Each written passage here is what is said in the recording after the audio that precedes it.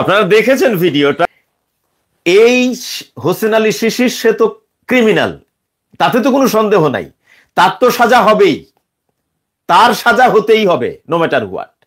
কিন্তু এই শিশিরকে যারা বাঁচানোর চেষ্টা করেছে, সরাসরি এসএসএফ এর ডিজি তো নিজেই, পাশাপাশি এসএসএফ এর ডিজির পিএস, আর্মির ব্রিগেডিয়ার জেনারেল বা লেফটেন্যান্ট কর্নেল যারা আছে, যারা তাকে বাঁচানোর জন্য আমাদের এই আলামিন, এই বৈষম্য বিরোধী ছাত্র আন্দোলনের আলামিনকে কল করে রিকোয়েস্ট করেছে বা হুমকি টুমকি দিয়েছে, এদেরও বিচার হতে হবে। এসএসএফের ডিজির প্রধানের বাসায় আওয়ামী লীগ নেতা, বিষয়টা কি ভাবা যায়? কালকে সারাদিন আমরা এই নিউজ দেখেছি যে এসএসএফের ডিজির প্রধানের বাসায় আওয়ামী লীগ নেতা আশ্রয় নিয়েছেন, সেখান থেকে তাকে পুলিশের সহায়তা গ্রেফতার করা হয়েছেন, কিন্তু গ্রেফতার করার পরেও তাকে আবার সেনাবাহিনীর কয়েকটা ইউনিট বাঁচানোর চেষ্টা করেছেন, অবশ্যই গ্রেফতার দেখানো হয়েছে। এই যে নাটকটা করা হলো, কেন করা হলো, এর পিছনে আসলে কী রয়েছে, সেনাপ্রধানের কোনো হাত রয়েছে কিনা, এই ভিডিও নিয়ে এবং গ্রেফতার নিয়ে গুরুত্বপূর্ণ আলোচনা করেছেন নাইব আলী ভাই। তার আলোচনা গুরুত্বপূর্ণ, চলুন আলোচনাগুলো শুনবো, এরপর বিস্তারিত কথা বলবো।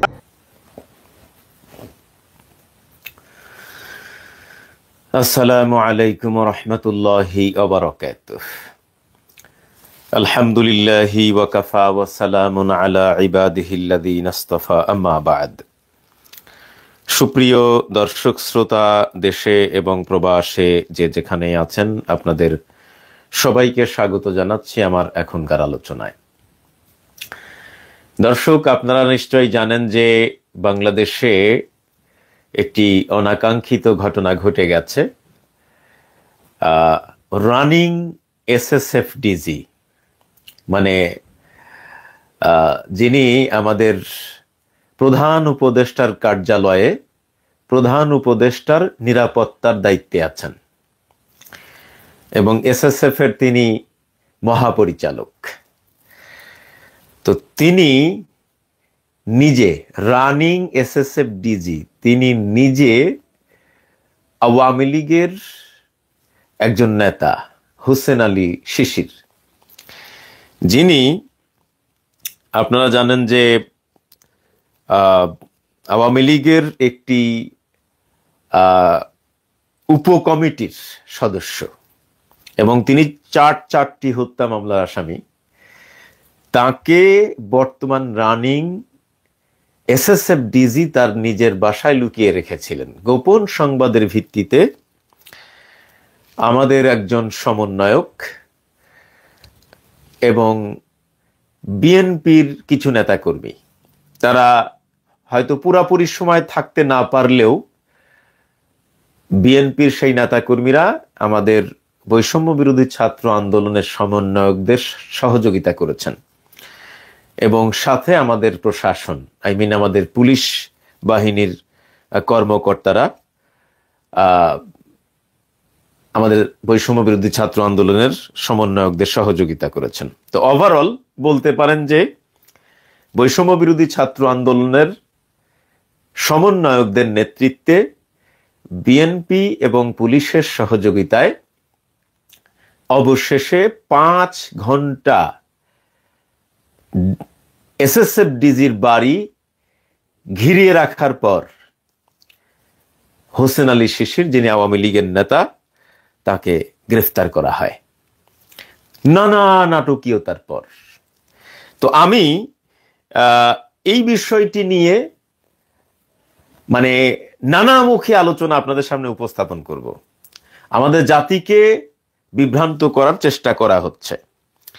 আমি আলোচনা করার আগে ভিডিওগুলো দেখাবো, তার আগে একটু বলে নেই যে এই তথ্যটা প্রথম ফাঁস করে আমাদের মাজলুম সাংবাদিক, প্রবাসী সাংবাদিক ইলিয়াস ভাই। তারপরে এটি নিয়ে নিউজ করে ইটিভি।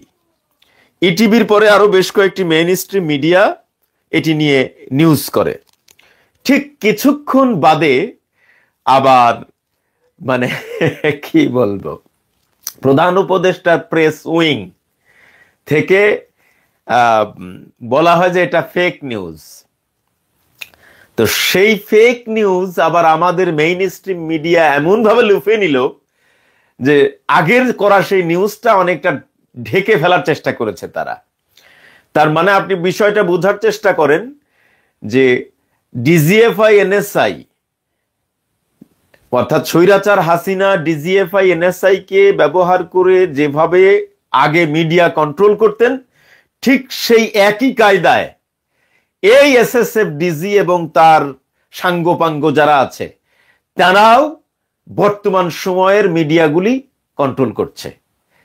মন্তব্যটা আগে করে নিলাম, আমি আপনাদের কাছে এখন প্রমাণ দেখাবো। তো আমি প্রথমেই ইলিয়াস ভাইয়ের ভিডিওটা দেখাই, তাহলে বিষয়টা ক্লিয়ার হবে এবং আমাদের সমন্বয়কের বক্তব্য আপনাদেরকে শোনাবো। একটু ধৈর্য ধরে শুনতে হবে।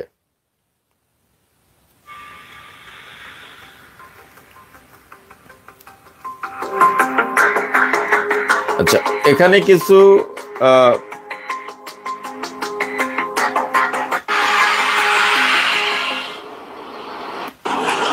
আমি মূল পর্বে যাইতে চাই আর কি। দেখেন,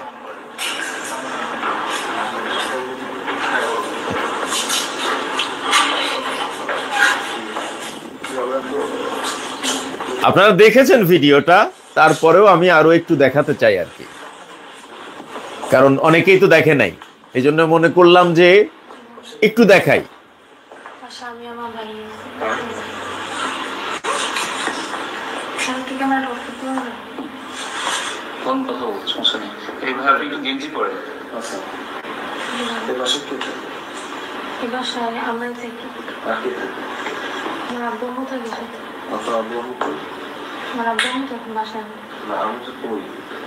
ওরা আছে, চলে গেছে আজকেই প্রথম আগে চলে গেছে। ভিডিও হচ্ছে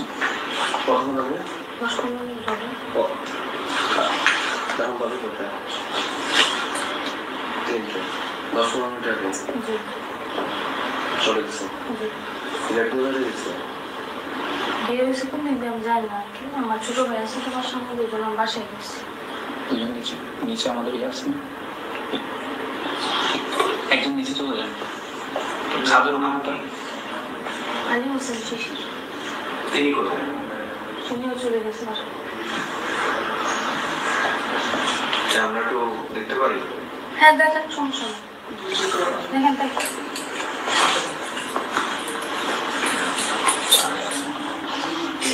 আপনারা দুজন ছাদে যাবেন। এসএসএফ এর ডিজি উনি যে আওয়ামী লীগের এই নেতা হোসেন আলী শিশিরকে লুকিয়ে রেখেছিল এবং তাকে ছেড়ে দেওয়ার জন্যে, তাকে বাঁচানোর জন্যে উনি যে তার সাথে ফোনে কথা বলেছেন এবং মেসেজ আদান প্রদান করেছেন, সেটা এখানে এই ভিডিওতে আছে, ইলিয়াস ভাইয়ের ভিডিওতে আছে। এবং আমাদের যে আন্দোলনকারী ছেলেটা, এই বৈষম্য বিরোধী আন্দোলনের যে ছেলেটার নেতৃত্বে তাকে গ্রেপ্তার করা হয়েছে, তাকে কল করে তদবির করেছে এসএসএফ এর পিএস, এসএসএফ এর এসএসএফ এর ডিজির পিএস, এসএসএফ এর ডিজি নিজে এবং আর্মির অনেক কর্মকর্তা যারা ব্রিগেডিয়ার জেনারেল, লেফটেন্যান্ট জেনারেল পর্যায়ের, এবং পুলিশেরও অনেক বড় বড় কর্মকর্তা, এবং তাকে হুমকিও দিয়েছে। সব তথ্য প্রমাণ কিন্তু এখানে আছে। মানে ওই ছেলেটার বক্তব্য আপনারা শুনেছেন, ও যে কথাবার্তাগুলো বলেছে, এই ফোনগুলো ট্র্যাক করলে ওকে যে কল করা হয়েছে, এই কলে যে কথা বলা হয়েছে, এই কথাগুলো তো রেকর্ড আছে, ডিজিএফআই এর হাতে এই কল রেকর্ড গুলো আছে। তো এগুলো যাচাই বাছাই করলেই তো এমনি বের হয়ে আসবে। এজন্য আমি ইলিয়াস ভাইকে বলবো, এটা নিয়ে আপনি একটা অনুসন্ধানী প্রতিবেদন করবেন, কারণ এই হোসেন আলী শিশির সে তো ক্রিমিনাল, তাতে তো কোনো সন্দেহ নাই, তার তো সাজা হবেই, তার সাজা হতেই হবে নো ম্যাটার হোয়াট। কিন্তু এই শিশিরকে যারা বাঁচানোর চেষ্টা করেছে, সরাসরি এসএসএফ এর ডিজি তো নিজেই, পাশাপাশি এসএসএফ এর ডিজির পিএস, আর্মির ব্রিগেডিয়ার জেনারেল বা লেফটেন্যান্ট কর্নেল যারা আছে, যারা তাকে বাঁচানোর জন্য আমাদের এই আলামিন, এই বৈষম্য বিরোধী ছাত্র আন্দোলনের আলামিনকে কল করে রিকোয়েস্ট করেছে বা হুমকি টুমকি দিয়েছে, এদেরও বিচার হতে হবে, কারণ তারাও ক্রাইম করেছে, এবং অনেক পুলিশের কর্মকর্তাও তাকে কল দিয়েছে। তো যারাই এই হোসেন আলীকে বাঁচানোর চেষ্টা করেছে, তাদের চাকরি থেকে বরখাস্ত তো করতেই হবে, সাথে সাথে তাদেরকেও আইনের আওতায় এনে বিচারের মুখোমুখি করতে হবে, এটা আমাদের দাবি। তো এত তথ্য প্রমাণ থাকার পরেও কি হলো সেইটা এখন আপনাদেরকে আমি দেখাবো। এত তথ্য প্রমাণ থাকার পরেও কই গেল, মেসেঞ্জার।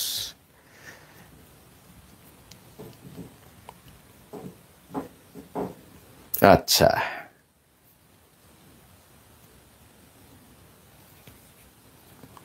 এই যে দেখেন আপনার এই যে ফেক নিউজ, আপনারা দেখতে পাচ্ছেন সিলমারা ফেক নিউজ, এইরকম আপনি অসংখ্য অসংখ্য নিউজ পাবেন মেইন স্ট্রিম মিডিয়াতে। তো আমি সেখান থেকে কয়েকটা নিউজ আমি আপনাদেরকে দেখাতে চাই। দাঁড়ান, আমি দুঃখিত।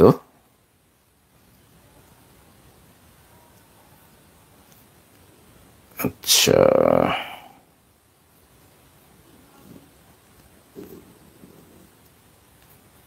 আচ্ছা যাই হোক, আমার এই ফোনটাতে বাংলা ফ্রন্ট নাই, এই জন্য আমার একটু বের করতে কষ্ট হচ্ছে, তো অসুবিধা নেই। কথা হলো যে এখানে আমি একটা আইডি থেকে আপনাদেরকে কিছুটা শেয়ার করি, তাহলে বিষয়টা আপনারা বুঝতে পারবেন। এই আইডিতেই বিষয়টা লেখা আছে, মানে এসএসএফটা কি আসলে স্পেশাল সিকিউরিটি ফোর্স, সংক্ষেপে এসএসএফ, এবং উনি একজন ডিরেক্টর জেনারেলও বটে, আর্মির একজন অনেক বড় জেনারেল। তো তার বাসাটা কোন জায়গা? Bashundhara K block 29 number road 1221 number plot, building এর নাম হচ্ছে ফ্রেন্ডস, বাসা নাম্বার 3B। সেখানেই তাকে লুকিয়ে রেখেছিল। কাকে? হোসেন আলী, আওয়ামী লীগের কেন্দ্রীয় নেতা। তিনি আবার কেন্দ্রীয় শিল্প ও বাণিজ্য বিষয়ক উপ কমিটির সদস্য এবং নরসিংদীর একজন নেতা। যদিও যে লিখেছে সে আবার কিছু গালাগালি করেছে, আমি ওইটা তো আর বলতে পারতেছি না। তো যাই হোক, বিষয়টা হলো যে এই নিউজটা প্রথমেই বললাম ইলিয়াস ভাই দিয়েছে, তারপরে অন্যান্য মেইন স্ট্রিম মিডিয়া, ইটিভি সহ অনেক মিডিয়াতে এসছে প্রতিবেদন আকারে। ঠিক তার পরবর্তী সময়ে আপনার প্রধান উপদেষ্টার প্রেস উইং ফ্যাক্টস, আমাদের প্রধান উপদেষ্টা ডক্টর মোহাম্মদ ইউনূসের প্রেস উইং ফ্যাক্টস নামের একটা সরকারি পেজ থেকে বলা হয়েছে যে আলী হোসেন নিজেকে একজন গার্মেন্টস ফ্যাক্টরির মালিক হিসাবে পরিচয় দেয়। এই আলী হোসেন শিশির এসএসএফ এর ডিজির কাছে মানে গার্মেন্টস ফ্যাক্টরি মালিক হিসাবে পরিচয় দেয়। পরিচয় দেওয়ার পর বৈধভাবে এই হোসেন আলী শিশিরের কাছে একটা চুক্তির মাধ্যমে তার কাছ থেকে ফ্ল্যাট ভাড়া নেয় এবং সে ভাড়াটিয়া হিসাবে এসএসএফ এর ডিজির বিল্ডিং এ বসবাস করে আসছিল।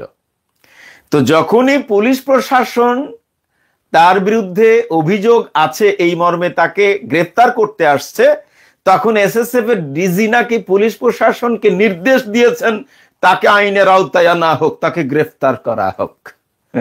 এইটা এখানে লিখেছে, লিখে সুন্দর করে একটা সিল মারিয়ে দিয়েছে আমাদের ইলিয়াস ভাই সহ অন্যান্য মিডিয়া, তারপর আমাদের মতো ফেসবুকার যারা ফেসবুকে পোস্ট করেছে, সিল মারিয়ে দিয়েছে ফেক নিউজ। তো এখন আপনি বিষয়টা বোঝার চেষ্টা করেন যে এসএসএফ এর ডিজি মানে এই ফেক নিউজ আকারে যে নিউজগুলো আসছে আর কি, ওই যে প্রধান উপদেষ্টার প্রেস উইং ফ্যাক্টস নামে একটা সরকারি পেজে বলেছে যে এটা ফেক নিউজ। তো নিউজের মধ্যে যেটা লেখা হয়েছে যে হোসেন আলী শিশির তিনি নরসিংদীর একটি গার্মেন্টস ফ্যাক্টরির মালিক। এই পরিচয়টা দিয়েছে কার কাছে? এসএসএফ এর ডিজির কাছে। পরিচয় দিয়ে বলছে যে আমার একটা বাসা ভাড়া চাই। তো গার্মেন্টস ফ্যাক্টরির মালিক, টাকা পয়সা আছে, তাই তিনি বৈধভাবে তার সাথে চুক্তি করে তার কাছে বাসা ভাড়া দিয়েছেন। তো এটাকে আপনি বিশ্বাস করবেন? আমাকে বলেন, আপনি বিশ্বাস করবেন? আমি না বলি তো বিশ্বাস করবো না। আমি তো ভাই সাধারণ নাগরিক, আমি তো এসএসএফ এর কেউ না, আমি একজন একেবারে সাধারণ নাগরিক। বলতে পারেন যে আমি পেঁয়াজ ঘোষ কিচ্ছু বুঝি না, তাই না? মানে আসলেই তো তাই। আমি যদি সত্যি যোগ্য হতাম তাহলে তো আর্মির জেনারেল হতাম। আমি আর্মির জেনারেল হওয়ার যোগ্য নয় বলেই তো আমি সাধারণ নাগরিক, তাই না? তো এখন উনি একজন স্পেশাল সিকিউরিটি ফোর্সের মহাপরিচালক, তিনি আওয়ামী লীগের একজন নেতা, আওয়ামী লীগের কেন্দ্রীয় নেতা এবং আওয়ামী লীগের শিল্প ও বাণিজ্য বিষয়ক উপকমিটির একজন সদস্য। এই লোককে এসএসএফ এর মহাপরিচালক চেনেন না? এইটা কি পাগলে বিশ্বাস করবে? আমাকে বলেন আগে, এটা পাগলে বিশ্বাস করবে? উনি কি 5ই আগস্টের পরে এসএসএফ হিসেবে দায়িত্ব পালন করতেছেন, না অনেক আগের থেকে আর্মিতে জেনারেল হিসাবে কাজ করে আসতেছেন, আর্মির অফিসার হিসাবে কাজ করে আসতেছেন? প্রায় 1 যুগ ধরে আর্মির অফিসার হয়ে কাজ করে আসতেছেন এবং তিনি সরকারের একেবারে উচ্চ লেভেলে দায়িত্ব পালন করে আসতেছেন। এই দায়িত্ব তার নতুন না। তিনি যে এখন ডিজি হয়েছেন, এটা তো অনেক বড় পদে আসছেন, কিন্তু আগে কি একেবারে সিপাহী ছিলেন? না তো, আগেও তিনি আর্মির অনেক বড় পদে চাকরি করে আসছেন। এখন আমাকে বলেন যে আর্মির একজন জেনারেল, তিনি আওয়ামী লীগের একজন কেন্দ্রীয় নেতাকে চিনেন না, তিনি আওয়ামী লীগের শিল্প এবং বাণিজ্য উপকমিটির একজন সদস্য হোসেন আলী শিশিরকে চিনেন না, তিনি এসে পরিচয় দিলেন যে আমি নরসিংদীর একজন একটা শিল্প প্রতিষ্ঠানের মালিক বলিয়ে দিলেন, আর তার কাছে ভাড়া দিয়ে দিলেন। মনে হয় যেন উনি বিড়াল, উনি কিছুই বোঝেন না। তাহলে তো ভাই এসএসএফ এর ডিজি আমার হওয়ার কথা ছিল। উনি যদি একজন এসে বলল যে আমি নরসিংদী একটি শিল্প প্রতিষ্ঠানের মালিক, আমি একটা বাসা খুঁজছি, আমাকে তা শুনলাম আপনার কাছে বাসা ভাড়া আছে নাকি, বাসা খালি আছে, তো বাসাটা দেওয়া যায় কিনা বললেন, আর বৈধভাবে চুক্তি করে ফেললেন যে ঠিক আছে কালকে থেকে আপনি চলে আসেন। এই যদি হয় এই ডিজির অবস্থা, তাহলে তো আমার ডিজি হওয়ার দরকার ছিল। এত সহজ সরল লোক কি এসএসএফ এর ডিজি হতে পারে? আমাকে বলেন, আমি আপনাদের কাছে প্রশ্ন করতে চাই, এই যদি হয় এসএসএফ এর ডিজি, মানে আমি কি বলবো, আমার ভাষা নাই। এইটা পাগলও বিশ্বাস করবে, এই কথা পাগলেও বিশ্বাস করবে। এইবার আসেন, অবাক করার বিষয় যে এই ঘটনা নিয়ে বাংলাদেশের মেইন স্ট্রিম মিডিয়া, বিশেষ করে ফেক নিউজ, ইলিয়াস ভাই যে নিউজটা করেছে ওই নিউজটা খুব বেশি মিডিয়া করে নাই। ইটিভি করেছে, তারপরে সম্ভবত বিজনেস স্ট্যান্ডার্ড করেছে, আর কয়েকটা নিউজ পোর্টাল করেছে। খুব বেশি মেইন স্ট্রিম মিডিয়াগুলি এটা নিয়ে নিউজ করে নাই। কিন্তু ওই ফেক নিউজ নিয়ে নিউজ করে নাই এমন কোনো মিডিয়া নাই। এই ধরেন প্রথম আলো, যুগান্তর, সমকাল, আর কালের কণ্ঠ, বাংলাদেশ প্রতিদিন, দুনিয়ার যত বড় বড় মিডিয়া আছে সবগুলো মিডিয়া ওটাকে নিউজ করেছে। মজার বিষয় হলো যে কোন নিউজে এসএসএফ এর ডিজির নাম নাই, সব জায়গায় খালি এসএসএফ এর ডিজি। আরে ভাই, এসএসএফ এর ডিজি কিডা? আমি দুঃখিত, আমি একটু মানে আমার আঞ্চলিক ভাষা বলে ফেললাম। এসএসএফ এর ডিজি কিডা? সে লোকটা কিডা? সেই লোকটাকে তো চিনতে হবে। এসএসএফ এর ডিজি কিডা? সে কি মেয়ে মানুষ নাকি যে তার নাম বলা যাবে না? সে কি মেয়ে মানুষ নাকি যে তার চেহারা দেখানো যাবে না, তার ছবি দেখানো যাবে না? মানে দেখেন, স্বৈরাচার হাসিনা ডিজিএফআই এনএসআই কে দিয়ে যেভাবে মিডিয়া কন্ট্রোল করত, ঠিক একই কায়দায় এই এসএসএফ এর ডিজি তার পিএস কে দিয়ে হোক আর প্রধান উপদেষ্টার প্রেস উইং কে দিয়ে হোক, যেভাবেই হোক মিডিয়াকে কিভাবে কন্ট্রোল করেছে দেখেন। একটা সত্য ঘটনাকে কিভাবে মিথ্যা বানিয়ে ফেক নিউজের সিল মেরে দিয়ে গোটা মিডিয়া দখল করে ফেলেছে। আর আমাদের মিডিয়াগুলো একেবার মাজায় গামছা বেঁধে এই নিউজগুলো করেছে, কোনো যাচাই বাছাই নাই, সেখানে ডিজির নামটা নাই। আপনি বলেন ডিজির নাম থাকবে না কেন? আপনি একটা নিউজ করবেন, এসএসএফ এর ডিজি লোকটাকে জাতির কি চেনার অধিকার নাই? আমাদের কি তার জানার অধিকার নাই? সেই লোকটাকে চেনার অধিকার নাই? আছে তো, তাহলে লেখেন নাই কেন? আপনাদেরকে যে ব্যবহার করা হয়েছে, আপনাদেরকে যে ফোর্স করা হয়েছে এই নিউজ করার জন্য, আর প্রমাণ চাই? বলেন আপনারা, এসএসএফ এর ডিজি কে? লোকটাকে, তার নামটা কি? তার ছবি কোথায়? আপনি একটা নিউজ করে দিলেন এসএসএফ এর ডিজি কে? এসএসএফ এর ডিজি নাম কই? নাম নেই। আজব কাজ কারবার। নাম নেই কেন? নিউজ করবেন, সেখানে তো একটা স্বচ্ছতা থাকতে হবে। কোন মিডিয়াতে এসএসএফ এর ডিজির নাম নাই। আজব কাজ কারবার। তো যাই হোক, আমি আপনাদেরকে এসএসএফ এর ডিজির নাম বলে দিচ্ছি। Major general Mahbubus Samad Chowdhury. Major general Mahbubus Samad Chowdhury. Major general Mahbubus Samad Chowdhury. আপনারা গুগলে সার্চ দেন। আমি গুগলে সার্চ দিচ্ছি, এখনই সার্চ দিচ্ছি, আপনাকে বের করে দিচ্ছি। মাহবুবুস সামাদ, সামাদ চৌধুরী, মাহবুবুস সামাদ চৌধুরী। ভালো করে আপনাদেরকে একটু দেখাই। না, ওটা তো ছোট হয়ে গেল। এই যে ভদ্রলোককে একটু ভালো করে চিনে নেন, দেখা যায় ইনি মাহবুবুস সামাদ চৌধুরী। এই যে গল্ফ খেলোয়াড় মাহবুবুস সামাদ চৌধুরী, চেহারাটা দেখে নেন। থাম্বনেলে আমি দিয়েছি, অবশ্য থাম্বনেলে আমি দিয়েছি। আচ্ছা, এখন আপনারা আবার হয়তো বলতে পারেন যে উনি যে মাহবুবুস সামাদ চৌধুরী, প্রমাণ কি? আচ্ছা, প্রমাণ দিচ্ছি, একটু ওয়েট করেন। মেজর জেনারেল মাহবুবুস সামাদ চৌধুরী, এই যে উনার একেবারে আরো ভালো একটা ছবি দেখালাম। এখন নিচেই দেখে নাম, যদিও লেখাটা উল্টা আসতেছে, ওই দেখেন লেখা আছে Mahbubus Samad Chowdhury, director general SSF. লেখা আছে কিনা? এসএসএফ লেখা আছে কিনা?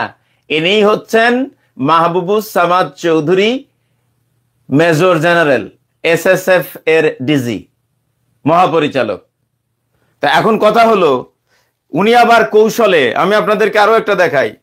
এটা আবার না দেখাইলে আমার ভিডিও লম্বা হচ্ছে, হোক, লম্বা হলেও কিছু করার নাই। আমি আপনাদেরকে দেখাই, কারণ এটা দেখানো দরকার আছে। এই দেখেন, এইটা হলো তার প্রোফাইল পিকচার, ফেসবুকের প্রোফাইল পিকচার। কিন্তু এই ঘটনার পরে তিনি ফেসবুক লক করে রেখেছেন। এই যে দেখেন, এই ঘটনার পরে তিনি ফেসবুক লক করে রেখেছেন। কেন তিনি ফেসবুক লক করে রেখেছেন? কেন? তার ছবিও দেখা যাচ্ছে না, কোনো পোস্ট দেখা যাচ্ছে না, কিচ্ছু দেখা যাচ্ছে না। এই দেখেন, লক করে রেখেছে। চোরের মন পুলিশ পুলিশ, বোঝা যায়? চোরের মন পুলিশ পুলিশ। তো এখন আপনারা বলেন, এই যে মাঝখানের লোক জেনারেল ওয়াকার, তাকে ব্যাজ পরাই দিচ্ছে এসএসএফ হিসাবে, এই মাঝখানের লোকটা মাহবুবুস সামাদ চৌধুরী। তো আমার কথা হলো যে আপনারা নিউজ করছেন, সেই নিউজে কেন এসএসএফ এর DG, SSF DG major general Mahbubus Samad Chowdhury, এটা লিখতে কি ভাসুরীর নাম বাদে? বাংলাদেশের মিডিয়াগুলোকে বলছি, তার নামটা লিখতে কি ভাসুরীর নাম বাদে ছিল? হ্যাঁ, নাকি সে মেয়ে মানুষ, তার চেহারা দেখানো যাবে না? এই হলো আমাদের বাংলাদেশের মিডিয়া। আপনি বোঝার চেষ্টা করেন। হোসেন আলী আওয়ামী লীগের কেন্দ্রীয় নেতা, তিনি শিল্প বাণিজ্য উপকমিটির একজন সদস্য। এই লোকটাকে এসএসএফ এর ডিজি চেনে না। আজব কাজ কারবার। তারা মনে করেছে কি স্বৈরাচার হাসিনা বাংলাদেশের জনগণকে যেভাবে বোকা বানিয়ে 15 বছর ক্ষমতায় ছিল, এখনো বাংলাদেশের জনগণকে বোকা বানানো যাবে, এখনো বাংলাদেশের জনগণকে বোকা বানানো যাবে। এই জন্য আমি আপনাদেরকে বলবো, আমি তো দেখিয়ে দিলাম ছবি কোথায় আছে, আমি আপনাদেরকে বলবো, আপনার পোস্টে যদি একটা লাইকও হয়, আপনার পোস্ট যদি কেউ লাইক নাও দেয়, এই এসএসএফ এর ডিজির ছবি, আমি আবারও বলছি, ইংরেজিতে লিখবেন মাহবুবুস সামাদ চৌধুরী, ইংরেজিতে লিখবেন মাহবুবুস সামাদ চৌধুরী, এই ছবিটা পেয়ে যাবেন, এই ছবিটা পেয়ে যাবেন।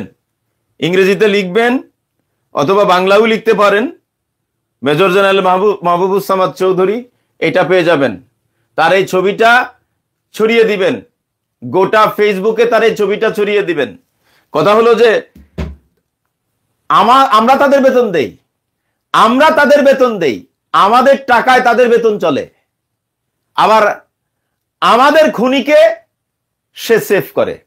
আমাদের টাকায় বেতন খেয়ে আমাদের জনগণের খুনিকে তারা বাসায় লুকিয়ে রেখে সেভ করে, জীবন বাঁচানোর চেষ্টা করে, তাদেরকে বাঁচানোর চেষ্টা করে। তারা আমাদের রক্ষক হয়ে ভক্ষকের ভূমিকা পালন করতেছে। আপনি চিন্তা করেন তাদের কাজটা কি? তাদের দায়িত্ব হচ্ছে ক্রিমিনালদেরকে ধরে আইনে সুপর্দ করা, বিচারের মুখোমুখি করা, অথচ ক্রিমিনালদের থেকে তারা বাঁচাচ্ছে, আমাদের বেতন খেয়ে, আমাদের খুনিকে তারা বাঁচাচ্ছে। এই হলো আমাদের দেশের অবস্থা। এই জন্য প্রথমেই আমরা বলেছিলাম যে এই সরকার ক্ষমতায় এসে একটা শুদ্ধি অভিযান চালানো দরকার ছিল।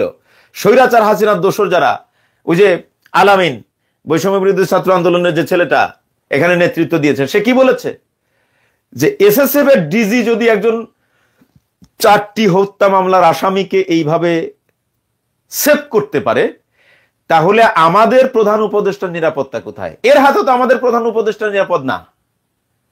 এই মাহবুবুস সামাদ চৌধুরীর হাতে আমাদের প্রধান উপদেষ্টা নিরাপদ না। যে কোনো মুহূর্তে বিপদে পড়তে পারে আমাদের প্রধান উপদেষ্টা।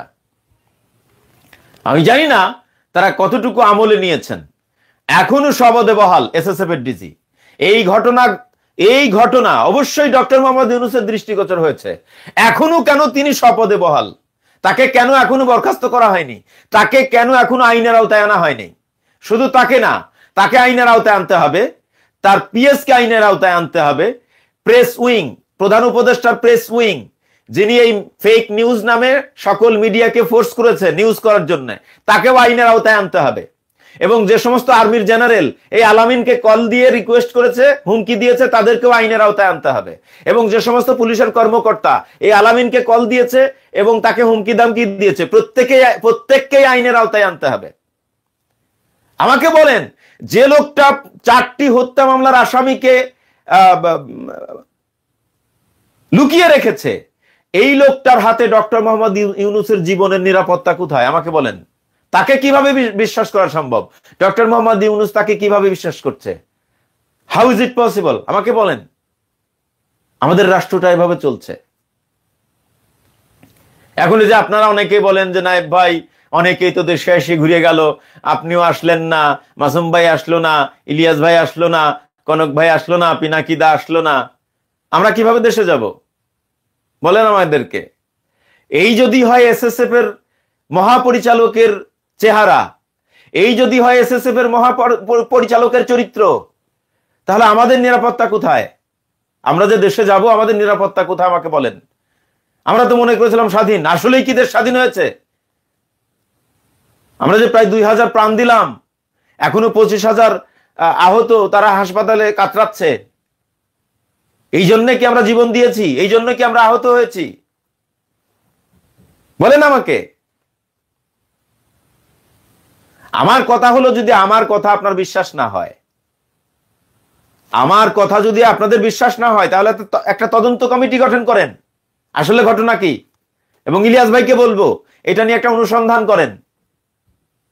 এই হোসেন আলী শিশিরকে আদৌ এই এসএসএফ এর ডিজি তিনি তাকে সেভ করেছেন কিনা, তাকে লুকিয়ে রেখেছেন কিনা, তাকে পালিয়ে থাকার সুযোগ দিয়েছেন কিনা।